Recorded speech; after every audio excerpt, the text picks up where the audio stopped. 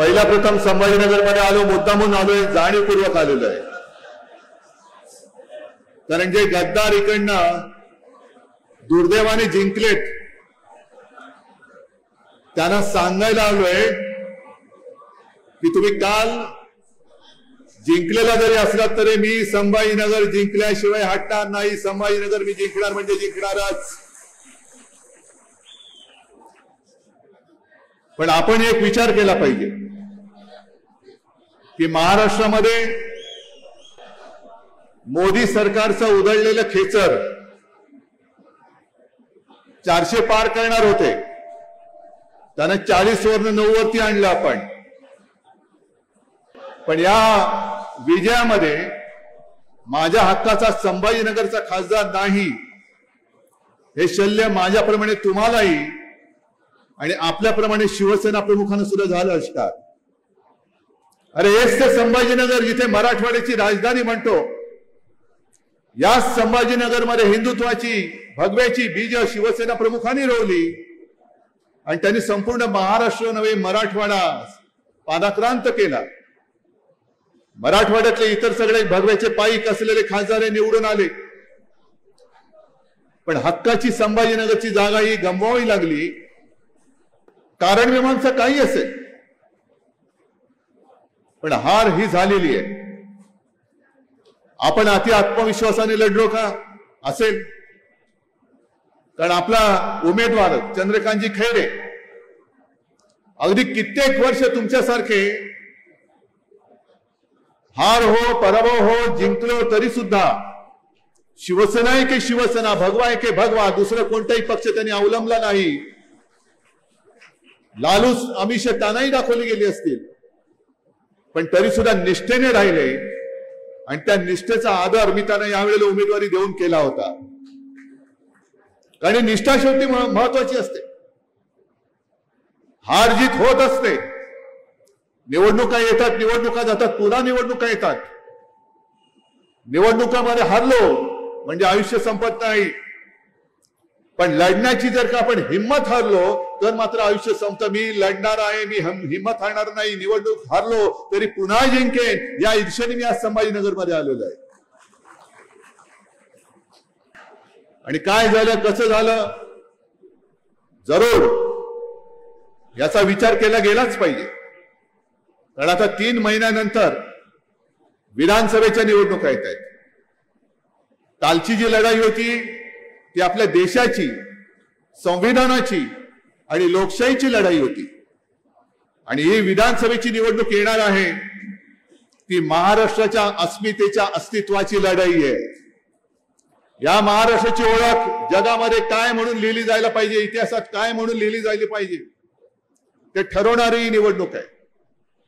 महाराष्ट्र साधू संतांचा, शिवप्रभूंचा, वीरांचा, मर्दांचा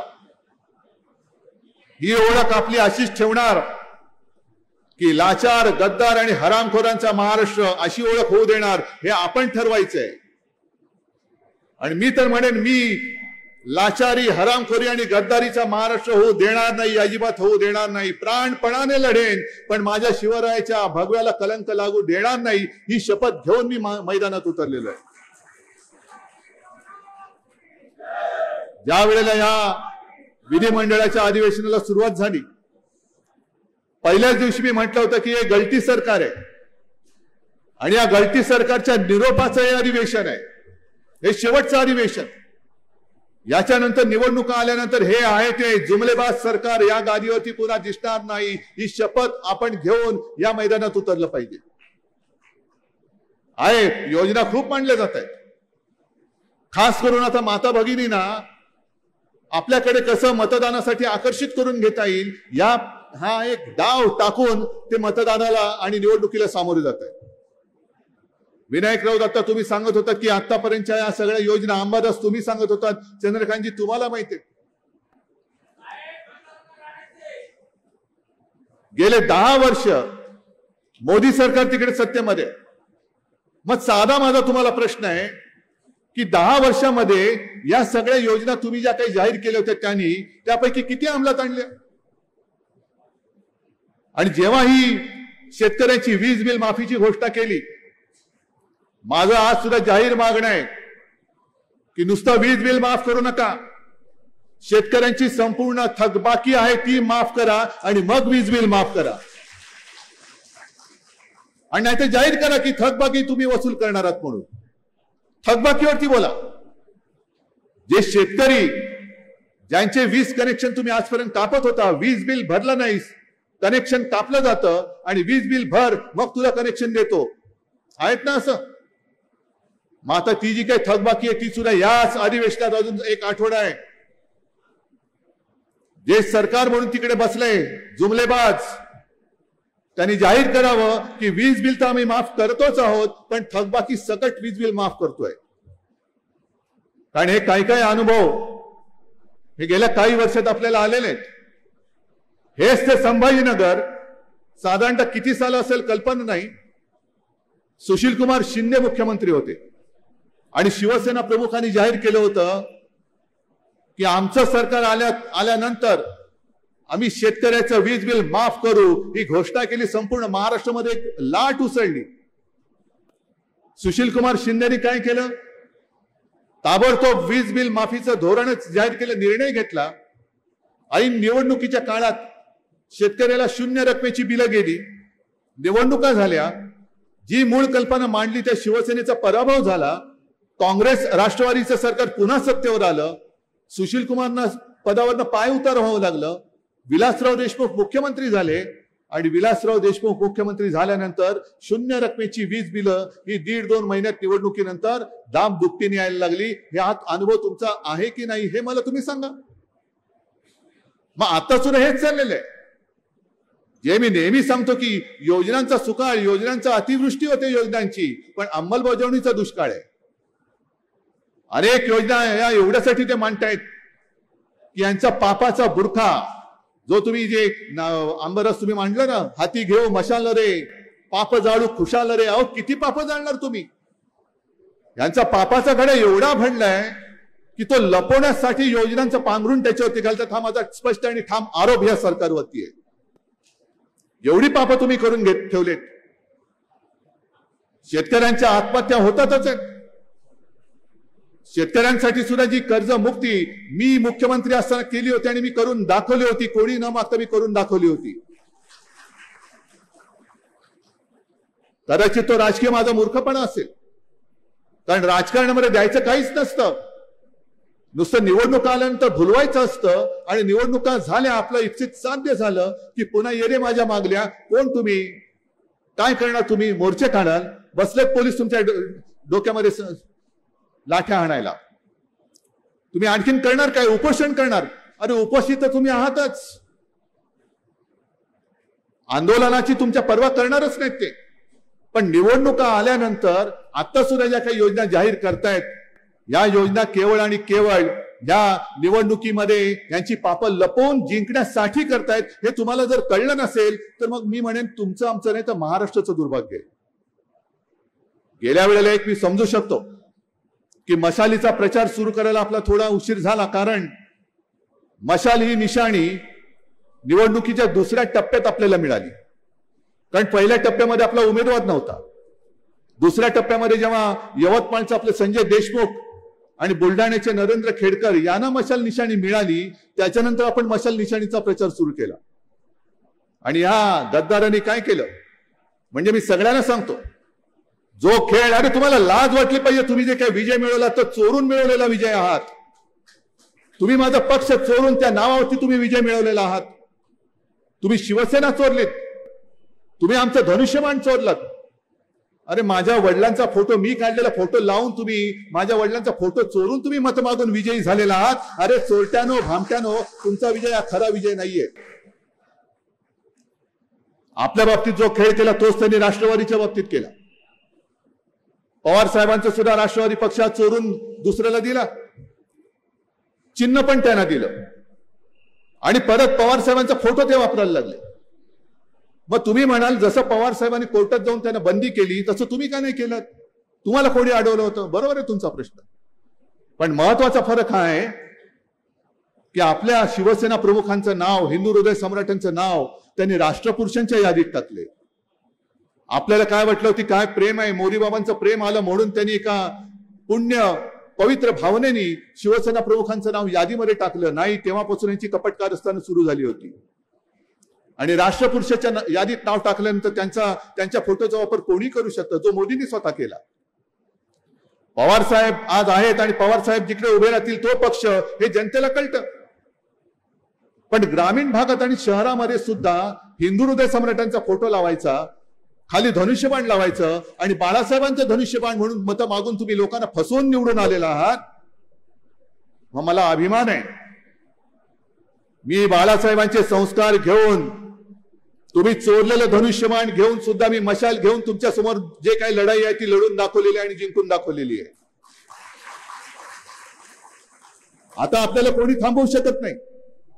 कारण अनेकांना हा प्रश्न होता आणि मला सुद्धा काही जणांनी सांगितलं, शहरी लोकांनी सांगितलं, अगदी हिंदी भाषिक अमराठी लोकांनी सांगितलं, उद्धव जी हम तो आपको वोट देना चाहते थे लेकिन क्या करे गलती से बो एंड एरो का बटन दबाया.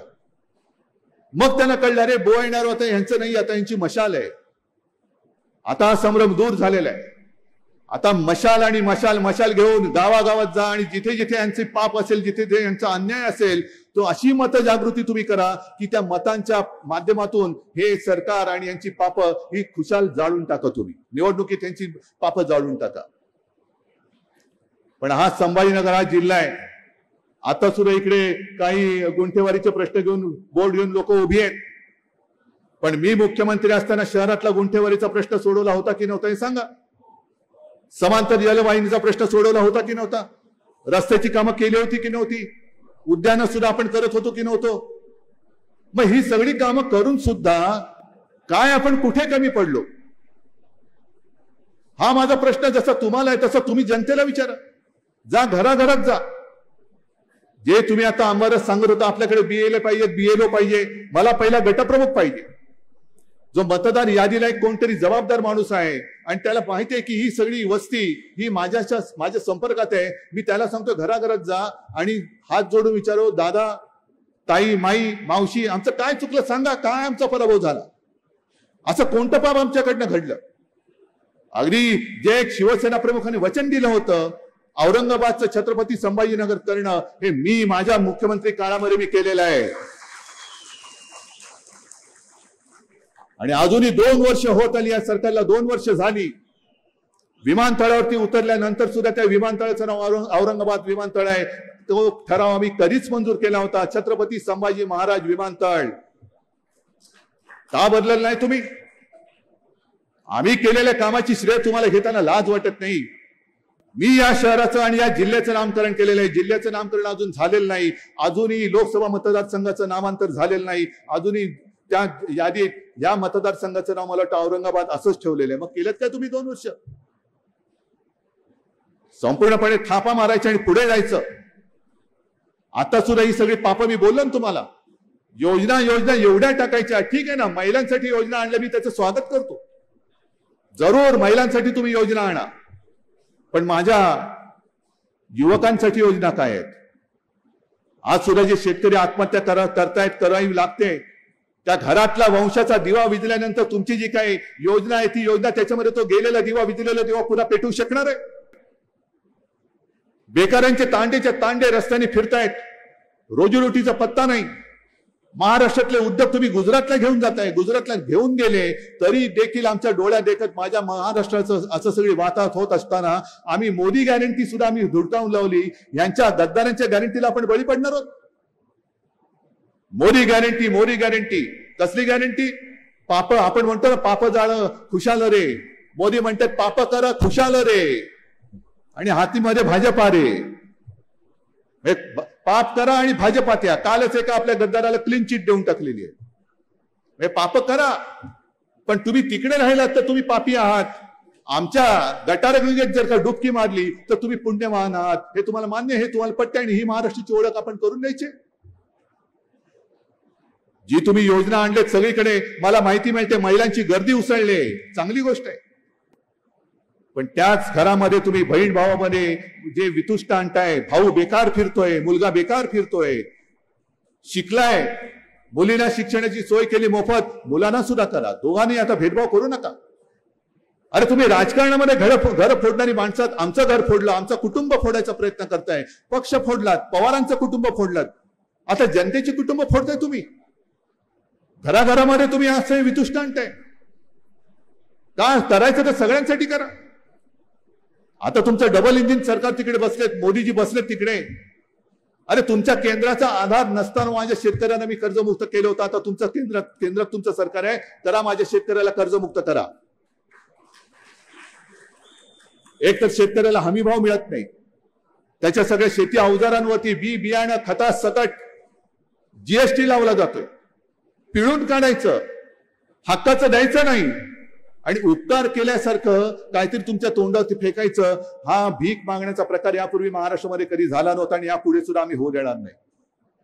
महाराष्ट्र स्वाभिमानी आहे. अरे छत्रपती शिवाजी महाराज की जय आम्ही एवढ्या वर्षानंतर सुद्धा बोलतो आणि हजारो वर्ष लाखो वर्ष बोलत राहू का? कारण तुम्ही विचार करा, जसं आज काही जण मला काहीतरी पाहिजे म्हणून भाजपात जात आहेत, तसं छत्रपती शिवाजी महाराज सुद्धा जाऊ शकले असते की नसते? मिळाली असती सुभेदारी? नाही, पण मी करेन ते माझ्या हक्काचं हिंदवी स्वराज्य स्थापन करेन. आणि त्यांनी करून दाखवलं. वेळ प्रसंगी औरंगजेब, अफजल खान, शाहिस्ते खान सगळ्यांशी लढले, अगदी जीवावरती उदार होऊन लढले. साधा विचार करा, अफजल खानाच्या भेटीच्या वेळेला जर महाराज बेसावतपणाने गेले असते, चिलखत घातलं नसतं, तर महाराजांची हालत काय झाली असती? पण ठीक आहे, तुम्ही आम्हाला मिठी मारू इच्छिता, आम्ही मिठी मारतो.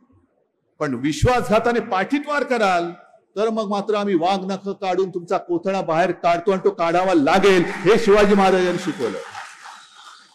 नहीं तो अफजल खान आला असता, हाँ क्या है, नहीं वो आपको बादशाह ने बुलाए, वो आपको वो सुभेदारी दे पाटील की देना चाहते, गेले असते.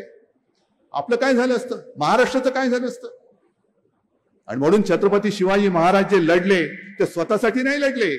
इतक्या वर्षानंतर सुद्धा आपण त्यांना दैवत मानतो. ते आपल्यासाठी लढले. आज जरी ते आपल्यात नसले तरी आपल्यासाठी त्यांनी केलेलं हे सगळं कर्तृत्व हे जर का आपण विसरून ह्यांच्या नादी लागून लाचारी पत्करणार असू तर मग मात्र छत्रपती शिवाजी महाराज की जय बोलू नका अजिबात. आज एका बाजूला हे संपूर्ण जुमलेबाजीचं सरकार आहे, निवडणुका तोंडावर आहेत, देण्यासारखं काही नाही, थापा आणि थापाच देत आहे. पण दुसरा एक महत्वाचा भाग आहे, त्याच्यावर मी आज जरूर पहिल्या प्रथम बोलणार आहे. आरक्षणावरती मी आज जाहीर बोलणार आहे. आरक्षणावरती मी जाहीर बोलणार आहे, कारण हा महाराष्ट्र माझा आहे. या महाराष्ट्रातलं प्रत्येक बांधव, प्रत्येक भगिनी माझी भगिनी आहे, बांधव आहे. आणि माझ्या डोळ्यात देखत छत्रपतींचा हा महाराष्ट्र जाती पातीमध्ये समाजामध्ये भांडणं लावून भाजपवाले जर का मजा मारत असतील तर मी इथे सुद्धा कोण कोण समाजाची लोक आले असतील, मराठा असतील, ओबीसी असतील, धनगर असतील, आदिवासी असतील, मुस्लिम असतील, आणखीन काही असतील, एससी एसटी सगळे असतील, त्या सगळ्यांना मी जाहीरपणाने हात जोडून विनंती करतोय की कृपा करा, तुमच्या प्रत्येक न्याय मागणी बरोबर मी आहे. शिवसेना तुमच्या सोबत आहे. उद्या सुद्धा मुख्यमंत्र्यांनी राजकीय पक्षांच्या नेत्यांची एक बैठक बोलवलेली आहे. काय आजपर्यंत कमी बैठका झाल्या? काय तोडगा काढलात? गेल्या वेळेला सुद्धा तुम्ही तोडगा काढलात. छत्रपती शिवाजी महाराजांची शपथ घेऊन तोडगा काढलात, विधानसभेत मांडला, आम्ही पाठिंबा दिला. पण त्याच्यानंतर सुद्धा जे काय आगी लावण्याचे प्रकार चालू आहेत, मी सर्व समाजातल्या जनतेला सांगतोय आणि सर्व समाजातल्या नेत्यांना सांगतोय की तुम्हाला न्याय हक्काचं मिळालं पाहिजेच, पण ते आपापसात भांडून नाही. आपापसात भांडून आगी लावून हे जर राज्य करणार असतील, तुमच्या पेटलेल्या घरावरती पोळ्या भाजणार असतील, तर पहिली यांची राजकारणातली घरं पहिली जाणार, राजकारणातली घरं जाणार. त्यांची घरं जाणार असं माझं म्हणणं नाही. त्यांची घरं नाही, राजकारणातली. म्हणजे राजकीय त्यांचं जे काही वजन आहे ते खालसा करा, त्यांना निवडणुकीत पाडा, हा त्याचा अर्थ आहे. आणि जर लढायचंच असेल तर सगळे एकत्र येऊन महाराष्ट्र एकजुटीने उभा राहील, त्याच दिवशी या महाराष्ट्राला न्याय मिळेल. या सगळे मराठा बांधवांनो, या ओबीसीनी, या धनगरांनी, या सगळ्यांनी एकत्र या. तुमची ताकद ही पहिली या राज्यकर्त्यांना कळू दे की महाराष्ट्राची ताकद काय. आणि महाराष्ट्राच्या मुळावर घाव घालणाऱ्यांचे जे मनसुबे आहेत हे उधळून लावलं पाहिजे. म्हणून उद्याची जी काय बैठक आहे, सर्वमान्य तोडगा काढा. मी आज तुम्हाला हे जाहीर पाठिंबा देतोय. सर्वमान्य काढा तोडगा, सर्वमान्य तोडगा काढा, मी आज पाठिंबा देतोय. पण राजकारण्यांना बोलवण्यापेक्षा सरकारने सर्व समाजातल्या प्रतिष्ठित म्हणण्यापेक्षा विचारवंत किंवा त्यांचे जे नेते आहेत बोलवा ना. जरांगे पाटलांना बोलवा, हाकेंना बोलवा, आणखीन धनगर समाजातल्याला बोलवा. काय पाहिजे तुम्हाला, काय पाहिजे तुम्हाला, काय पाहिजे आणि खरंच देऊ शकता का हे सांगा त्यांना. दरवेळेला विचारतो जरांगे पाटील उपोषणाला बसतो, मग कधी हाके बसतात का? तुम्ही त्यांच्याशी जीवाशी खेळ का करतात? बोलवा सगळ्यांना एकत्र. आम्हाला कोणाला एकाही राजकारणाला बोलवू नका, फक्त त्यांना आणि त्यालाच बोलवा. तुम्ही सर्वमान्य तोडगा काढा, मी पाठिंबा देतो. पण नुसतं कोपऱ्याला गुळ लावायचा, तारखा देत राहायच्या, त्यातनं अनेक जण न्याय हक्कासाठी आरक्षणासाठी जीव देत आहेत, त्यांचे जीव जात आहेत, पिढ्या संपतायत, पण लढा संपत नाहीये. किती पिढ्या तुम्ही असे रस्त्यावरती काढणार? आणि माझं स्पष्ट मत मी त्याही वेळेला व्यक्त केलं, आज सुद्धा व्यक्त करतो. या सगळ्यांना सामावून घ्या. मध्ये एक तो प्रयत्न आपण तोही करून पाहिला, कोर्टाची लढाई आपण लढून पाहिली, नाही झालं, अपयश आलं. मग आमच्यावरती आरोप झाले की बघा आम्ही जिंकलेलं लढाई ही हारले. बिहारने कसं केलं बघा, आता बिहारचं आरक्षण सुद्धा कोर्टाने रद्द केलेलं आहे. कारण आपण सगळ्यांना समजून सांगायला पाहिजे, आरक्षणासाठी जी टक्केवारीची अट आहे ती वाढवणं राज्य सरकारच्या हातात नाही, ती केंद्र सरकारच्या हातात, लोकसभेच्या हातामध्ये आहे. आणि अजून एक आठवडा विधानसभेमध्ये आहे. मी सरकारला जाहीर विनंती करतोय आणि सर्व समाजातल्या जनतेला आणि नेत्यांना हात जोडून विनंती करतोय की चला तुम्ही जा, मुख्यमंत्र्यांकडे बसा, उपमुख्यमंत्र्यांकडे बसा, कोणाला नेमकं काय म्हणायचंय ते तुम्ही मांडा. आणि जर टक्केवारी वाढवण्याची गरज असेल तर विधानसभेमध्ये ठराव आणा. शिवसेना आज पाठिंबा देते टक्केवारी वाढवायला आणि ठराव मंजूर करून लोकसभेत पाठवा. लोकसभेत सुद्धा शिवसेना आज पाठिंबा देते, हे मी जाहीर करून टाकतो, आज जाहीर करतो. पण कायद्याच्या चौकटीमध्ये तुम्ही यांना खेळवत राहताय, झुलवत राहताय. मराठा आणि ओबीसी आता एकमेकाच्या उरावरती बसवताय. हे पाप नका करू तुम्ही. कारण महाराष्ट्राची ताकद फोडूनच जे परके जिंकले होते ते याच ताकदीमुळे जिंकले होते, भांडणं लावून. आणि मी अनेकदा उदाहरण दिलेले, जसं संभाजीनगरचा पराभव हा माझ्या जिवारी लागलाय, कोकणातला लागलेला आहे, तसाच एक पराभव आपण महाराष्ट्र कधी विसरू शकत नाही, तो म्हणजे पानिपतचा. पानिपतचं युद्ध. होय, आम्ही हरलो, दुर्दैवाने हरलो. म्हटलं तर आमच्याकडे अफाट सैन्य होतं.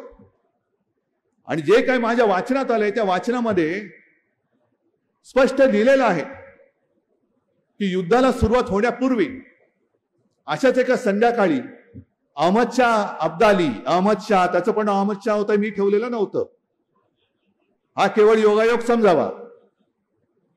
अब्दाली तिकडनं लांबून बघत होता, मराठ्यांचं सैन्य पसरलेलं, अथांग समुद्रासारखं सैन्य.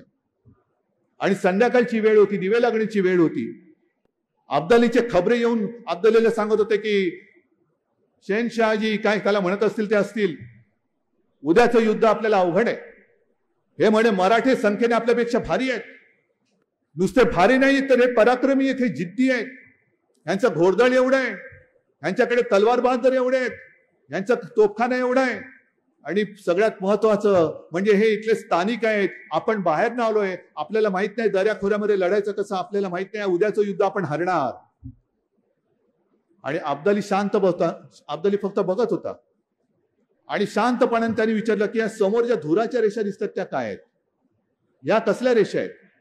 आणि त्या खबरांनी सांगितलं की ते म्हणे हे मराठे आहेत, 18 पगड जाती जमातीमध्ये विखुरलेले आहेत, यांच्या चुली हे एकमेकांबरोबर जेवायला बसत नाहीत. आणि अब्दाली एकच शब्द बोलला, उद्याचं युद्ध आपण जिंकलं. सगळे म्हणाले कसं शक्य आहे, तुम्हाला एवढी सगळी आम्ही माहिती दिली तरी सुद्धा तुम्ही सांगताय. आणि अब्दाली जे बोलला ते लक्षात ठेवा. त्यांनी एकच वाक्य सांगितलं, जे जेवायला एकत्र येत नाहीत ते मरायला एकत्र येऊ शकत नाहीत, लढायला एकत्र येऊ शकत नाहीत. औरंगजेब सुद्धा हेच म्हणून गेलेलं आहे. औरंगजेबाने सुद्धा आपल्या मराठ्यांचं हेच वर्णन केले, मराठा म्हणजे संपूर्ण 18 पगड जाती जमातीत विखुरलेला माझा मराठी. स्वतः औरंगजेब म्हणालेला आहे की ह्या पहाडी मुलकात हे मराठे पराक्रमाच्या बाबतीत तमाम दुनियेला भारी आहेत. अरे इथे पराक्रम शिकवावंच लागत नाही, इथे तर दौताला सुद्धा भाल्याची पाते फुटतात, एवढे सगळे मर्द आणि लढवय्ये मराठे आहेत. फक्त म्हणे इथे दुहीची बीज खडकावर नुसती भिरकावली तरी ती एवढी रुजतात एवढी फोफावतात की पाहता पाहता तमाम दौलत तबाह करून टाकतात. हे आपलं वर्णन, हे आपली बलस्थानं कोणती आणि कमकुवत स्थानं कोणती ही इतिहासामध्ये अब्दाली आणि औरंगजेबाने सांगून ठेवले. तेच आत्ताच्या घडीतले औरंगजेब आणि अब्दाली मराठी माणसामध्ये भेद करून समाजात आगी लावून जर माझ्या महाराष्ट्राची, शिवप्रभूंच्या महाराष्ट्राची वाताहत करत असतील तर मी गप्प बसू शकत नाही. हे समजून घ्या जरा. आपण सगळे एकत्र आलो तर आपली जी ताकद होईल. अरे कालच्या निवडणुकीमध्ये आपण यांना 40 वरनं 9 वरती आणलं. जर तमाम महाराष्ट्र एकवटला तर यांना शून्यापेक्षाही खाली नेऊ आपण. किती दिवस तुम्ही यांच्या पोळ्या भाजायला देणार तुम्ही? म्हणून मराठा समाजाला सुद्धा माझं आवाहन आहे, अगदी जरांगे पाटलांना आवाहन आहे, ओबीसीला आवाहन आहे, सगळ्या धनगरांना आवाहन आहे की कृपा करा, एकमेकात भांडू नका, आपण एकत्र या. आता 4 दिवसापूर्वी मुंबईमध्ये सगळे विश्वविजेता संघ आल्यानंतर जी गर्दी उसळली होती, तुम्ही पाहिलं दृश्य? पाहिलं? जरा थांबा, बसा, माझं होऊ द्या. दृश्य पाहिलं तुम्ही? लाखो लोक रस्त्यावरती होती.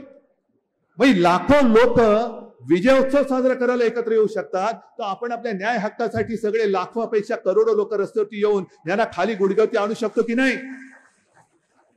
का भांडतोय आपण? अरे ते दिल्लीमध्ये मजा मारणार, गावामध्ये तुम्ही आम्ही राहणार आहोत, जास्त करून तुम्ही, मी तर मुंबईकर आहे. पण हे पाप आपल्याकडनं जर का कोण करून घेत असेल, जसं शिवसेना फोडली आणि शिवसेनेचा पराभव करायला आपल्यातलाच एक गद्दार उभा केला आणि त्याला जिंकवला, तसंच मराठी माणसामध्ये, महाराष्ट्रामध्ये आपापसात भिडवून हे योजनांची काहीतरी सांगतायत.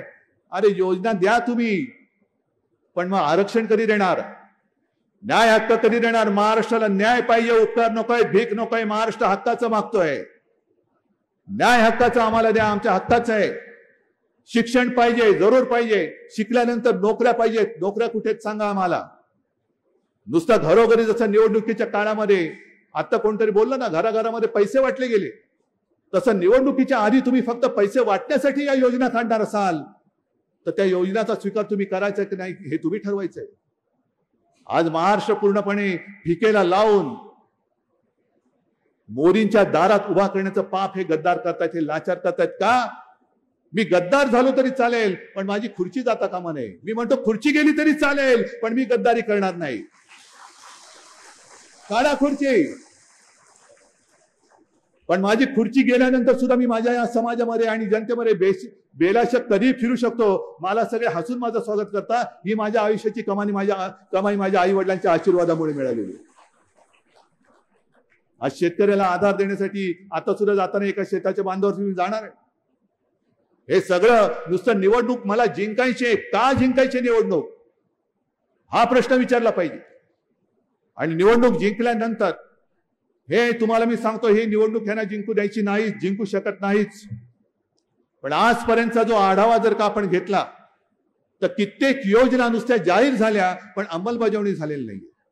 आणि माझी जी माहिती आहे त्या माहितीप्रमाणे या सुद्धा ज्या योजना जाहीर केल्यात, या पुढच्या 2-3 महिन्याच्या बेगमी पुरत्याच जाहीर केलेल्या आहेत. त्याच्यानंतर त्यांचं सरकार येत नाही आणि दुर्दैवाने आलं तरी या योजना बासनात गुंडाळल्याशिवाय राहत नाही. हे तुम्ही आज लिहून ठेवा.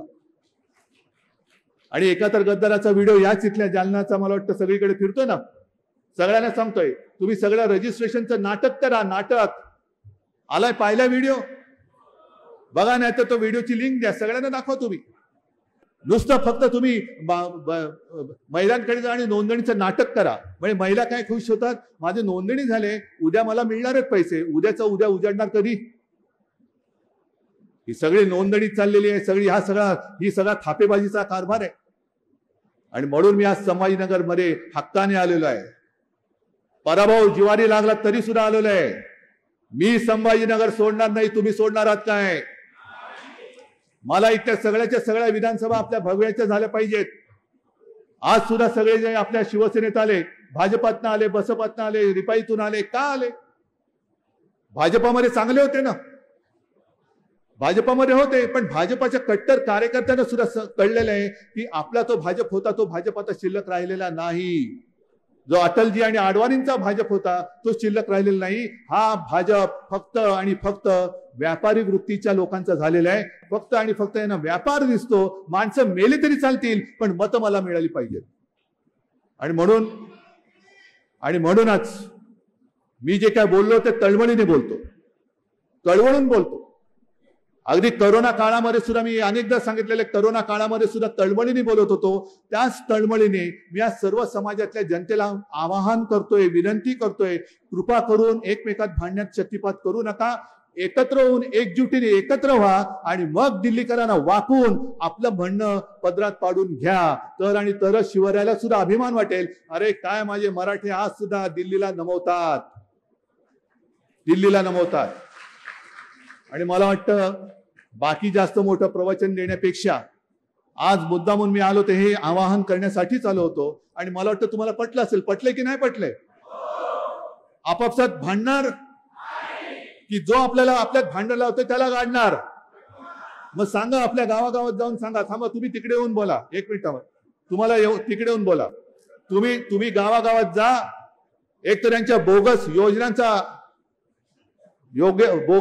योजनांचं भांडाफोड करा आणि सर्व समाजातल्या सांगा, अरे तू आणि मी एक आहोत, आपण महाराष्ट्राच्या मातीचे लेकरं आहोत. आपण आपल्या आईचं रक्षण नाही करणार तर हे उपरे करणार आहेत? या उपऱ्यांवरती विश्वास ठेवू नका. आणि जे आपल्यात आगी लावतील, मी सगळ्यांना सांगतोय, त्यांना दूर ठेवा आणि महाराष्ट्राचं पावित्र्य राखा.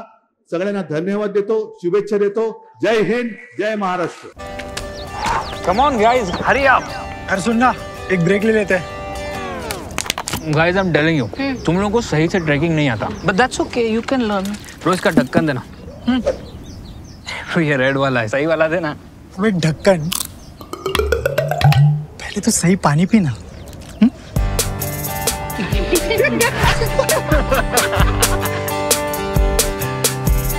Manikchand Oxyrich, proudly Indian.